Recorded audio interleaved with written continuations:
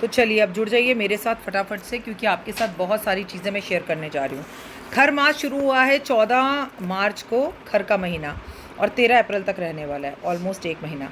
इस बार नवरात्रों में खर के महीने का साया है, और खर के महीने में जो लोग पहली बार नवरात्रे रख रहे हो या पहली बार खेतरी बीज रहे हो, ऐसा कहा जाता है उन्हें कि नहीं बीजना चाहिए, ऐसा शास्त्र कहते हैं।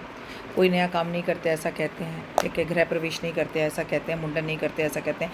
लेकिन देखिए, मेरा मानना ये है कि जब माता रानी हाथी पर बैठकर इस बार आ रही है सवारी, और जा भी माता रानी इस बार हाथी पर ही बैठ कर रही है, इस बार नवरात्रा भी एक कम है।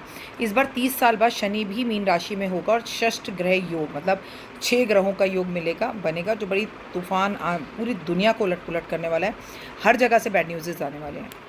इतनी सारी चीज़ें हों तो हमें ये क्यों सोचना है, नवरात्रों का पावन महीना खर मास में हो या किसी भी महीने में हो, जब माँ की पूजा होती है और माँ धरती पर आती है तो ऑटोमेटिकली चीज़ें सारी अच्छी और बेहतर हो जाती हैं। समझ रहे हैं आप?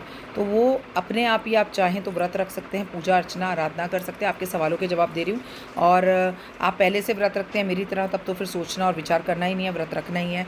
और खाने पीने की कोई चीज़ छोड़ना चाहते हैं तो भी छोड़ सकते हैं। ज़मीन पर सोना चाहते हैं इस टाइम पर तो आप ज़मीन पर भी सो सकते हैं। मतलब कुछ भी आप अच्छा और बेहतर कर सकते हैं, तो इसमें आपको सोचने की ज़रूरत नहीं है। लेकिन हाँ, इस बार नवरात्रों पर खर का साया ज़रूर है, खर मास का। तो आपको इस बार तो बहुत ही कुछ है, क्या बताऊँ। मीन राशि में 6 ग्रहों का योग भी बनना, और कल है शनि अमावस्या, बहुत दिन बड़ा दिन, और अपने पितरों के लिए विक्रम संवत 2081 की आखिरी अमावस्या है। तो अपने पितरों को कल अच्छे से मना लीजिए कि परसों जब हम ज़िंदगी की शुरुआत नव वर्ष की करें तो हुए मुस्कुराते हुए करें। शनि अमावस्या विक्रम संवत 2000 अगर 81 की बात की जाए तो हमारे हिंदू पंचांग की आखिरी अमावस्या है। और हरी चूड़ियाँ सबको हाथों में पहननी है। माता रानी जगदम्बे भवानी आ रही है, 9 दिन आपके हाथ से ये हरी चूड़ियाँ उतरनी नहीं चाहिए, बस ये याद रख लीजिए। भले ही आप सोने की चूड़ी पहने ना पहने, मैं आपको हर बार याद दिलाती हूँ कि हमारा कल्चर है कि हरी चूड़ी, आप वर्किंग हैं, आपका कुछ ऐसा काम है कि आप नहीं पहन सकती, तो भले ही 2 ही पहने, पर हरी चूड़ी आपके हाथ में ज़रूर हो। और सुहागन महिलाओं को हरी चूड़ी दें, माता रानी को हरी चूड़ी अर्पण ज़रूर करें, क्योंकि कांच की चूड़ी सुहाग की निशानी है। फिर आप लाख की चूड़ी पहने, ज़रूर पहने, हरी पहने, हरियाली का कारक है। चैत्र मास के नवरात्रे परसों से शुरू हो रहे हैं, विक्रम संवत 2081 का कल आखिरी दिन, और बहुत बड़ी अमावस, शनि अमावस है कल। जितना भी आज तक मैंने आपको शनि का दान बताया है, चाहे मैंने आपको चाय पत्ती दान करवाई है, चाहे मैंने आपको बैंगन दान करवाया है, चाहे मैंने आपको इमरती भगवान के लिए दान करवाई है, पीपल के पेड़ की परिक्रमा करना, पीपल के पेड़ के दर्शन करना, पीपल के पेड़ को स्पर्श करना, और हनुमान जी के दर्शन करना, शमी के पत्ते जो है आपको ज़रूर कल महादेव पर अर्पण करने चाहिए। शमी के पत्ते जो हैं आपको ज़रूर शनिदेव पर अर्पण करने चाहिए। ज़िंदगी में, जीवन में ऐसा मेरी जीते जी मैं पहली बार देख रही हूँ। शनिदेव 2 ही राशियों में एक साथ गोचर कर रहे हैं। कल पूरा दिन वो जो है कुंभ राशि में रहेंगे, और रात को 10:27 पर जाकर वो मीन राशि में प्रवेश कर जाएंगे। और ये खगोलीय घटना है, बड़ी घटना है, जिसका बहुत नेगेटिव इफेक्ट पूरी दुनिया के अंदर होगा, क्योंकि 6 ग्रहों का एक साथ आना दुनिया में उथल पुथल और भूचाल लेकर आता है। और थोड़ा सा संभल कर रहिए, गुस्से पर काबू कीजिए, और कल जितना हो सके उस दिन खिचड़ी का, काली खिचड़ी का दान कीजिए। काले छोले कल घर में बनाइए और चबा चबा कर उसे खाइए, और लोगों को भी खिलाइए। अमावस के बारे में एक बात कही जाती है कि अमावस पर अगर आप किसी और के घर का भोजन करते हो, और ख़ासकर ऐसे व्यक्ति के घर का जो दुष्ट हो, मतलब जिसने दूसरे का पैसा उधार लेकर खाया हुआ हो। अब बात उनकी, अगर उन्हें कोई महिला ऐसी है जिससे पीरियड्स हो रहे हैं, तो किसी ने मुझसे कहा कि मैम हम ऐसा कर सकते हैं क्या कि हम पहला दूसरा नवरात्रा छोड़ दें और तीसरे चौथे नवरात्रे से हम पूजा कर लें और खेतरी बीज लें और अखंड जोत जला लें। नहीं बेटा, ऐसा नहीं होता है। अगर आप चाहो तो किसी ब्राह्मण से पूजा करवा सकते हो, आप चाहो तो घर में किसी और व्यक्ति से कलश स्थापित करवा सकते हो, आप चाहो तो किसी और से अखंड जोत जलवा सकते हो। नहीं तो आप अपने 3 दिन पीरियड्स के होने के बाद चौथे दिन सर धोकर, और वार से बड़ा त्यौहार फिर आपको बृहस्पतिवार शुक्रवार नहीं देखना है, सर धोना है। सर धो के आप पूजा पाठ कर सकते हो, जोत सुबह शाम की जला सकते हो, लेकिन अखंड जोत तो आप तब ही जला सकते हो, खेतरी तभी आप बीज सकते हो जब आप उसे पहले दिन से करो। इसे तीसरे चौथे या 5वें नवरात्रे से नहीं किया जा सकता। जो गलत है वो गलत है।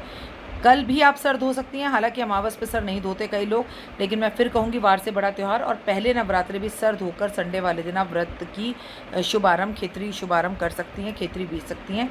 आप बीच में अगर सर बहुत गंदा हो रहा हो, तकलीफ़ हो रही हो तो सर धो सकते हैं, लेकिन जैसे जैसे इलाका बदलता है वैसे वैसे लोगों के रूल्स बदल जाते हैं, सासों के रूल बदल जाते हैं। किन्हीं के घर में 9 दिन बिल्कुल सर नहीं धोया जाता और कोई कोई लोग हर रोज़ सुबह उठकर सर धोता है, और कई लोग जो हैं वो पहले दिन सर धोते हैं, खेतरी कलश स्थापित करते हैं, और आखिरी दिन जब कन्या पूजन करते हैं तब कन्या पूजन के बाद सर धोते हैं। तो आपके यहाँ पे जो भी रिवाज है आप उसे फॉलो कर सकते हैं, लेकिन पहले दिन तो आपको सर धोकर ही पूजा स्थापित कर जो है कलश स्थापित करना चाहिए, क्योंकि केवल कलश स्थापित ही नहीं हो रहा है, नवरात्रि ही चैत्र मास की शुरू नहीं हो रहा है, Vikram Samvat 2082 happy new year का नया साल है। तो संडे को फुल ऑफ एनर्जी के साथ शुरुआत करें। अगर आप काम करते हैं तो इस दिन मैं कहूँगी सुबह जल्दी उठकर काम करें, सुबह ब्रह्म मुहूर्त में पूजा करें, तो इस पूजा का, इस पाठ की, इस आराधना अर्चना का फ़ायदा आपको कई करोड़ गुना ज़्यादा मिलेगा और पॉजिटिव होकर मिलेगा। कल शनि मंदिर ज़रूर जाना है और शाम के टाइम पर जाना है। गाड़ी स्कूटर बाइक धीरे चलाना है, लड़ाई झगड़े से दूर रहना है, कानून को अपने हाथ में नहीं लेना है। सफ़र को अभी थोड़ा आप ही के सवालों के जवाब दिए जा रही हूँ लगातार, जो आप मुझसे पूछ रहे हैं। अगर आपके घर में सूतक पातक पीरियड्स है तो आप पूजा नहीं कर सकते, ना करवा सकते हैं किसी और से, ना आपके घर में अखंड जोत जल सकती है, तो इस बात को छोड़ दीजिए। लेकिन किसी भी छोटी सी कन्या को रोज़ आप दान पुण्य कर सकते हैं, पैसे दे सकते हैं, उसके पैर छू सकते हैं, उसकी पूजा कर सकते हैं। इससे आपको बहुत ज़्यादा लाभ और फल की प्राप्ति होगी। क्या क्या पहले दिन के भोग हैं, सारे भोग मैं आपके साथ शेयर कर रही हूँ। ऑलरेडी मेरी वीडियोस आपके साथ आ रही है, अगर आपने वो वीडियोस नहीं देखे हैं तो ज़रूर देखें, और कोशिश करें कि इस बार जब माँ की जोत जले तो मिट्टी का कलश स्थापित होता है, मिट्टी में हम जौ बीजते हैं और ज्वारे बीजते हैं, वो ज्वारे हरे हों तो पूरा 6 महीने अगले बहुत अच्छे रहते हैं। उसमें एक सफ़ेद सा अगर हमें दाना आता हुआ दिखाई दे जाए तो धन की, लक्ष्मी का ये मेन कारक होता है। लेकिन सबसे महत्वपूर्ण बात ये होती है कि ज्वारे बीजने ज़रूर है। ये नवरात्रे इस बार एक नवरात्रा कम है, हमारे नवरात्रे 30 मार्च से शुरू हो रहे हैं और 6 अप्रैल को ख़त्म हो रहे हैं। एक नवरात्रा कम है। माता इस बार हाथी पर बैठकर आ रही हैं, हाथी पर ही बैठ के जा रही हैं, जो कि एक शुभ संकेत होता है। इस बार नवरात्रों पर चंद्र ग्रहण, सूर्य ग्रहण का भी संकेत है। सूर्य ग्रहण कल है, जब सूर्य ग्रहण होगा उस टाइम भारत के अंदर जो है रात होगी, इसलिए सूर्य ग्रहण का कोई भी सूतक पातक भारत में मान्य नहीं होगा। लेकिन कल के दिन आप गेहूँ और गुड़, नमक, आटा, चीनी इनका दान ज़रूर करें।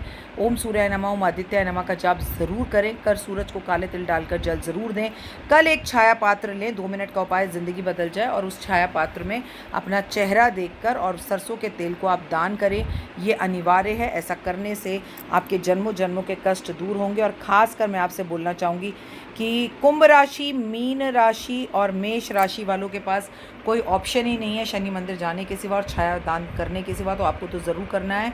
और बाकी मकर राशि वालों, ढोल बजा लो, क्योंकि आपकी तो शनि की सारसती कल ख़त्म हो रही है और आपकी ज़िंदगी में अब सुख ही सुख है, वैभव ही वैभव है, यश ही यश है, मान ही मान है, सम्मान ही सम्मान है, प्रतिष्ठा ही प्रतिष्ठा है। तो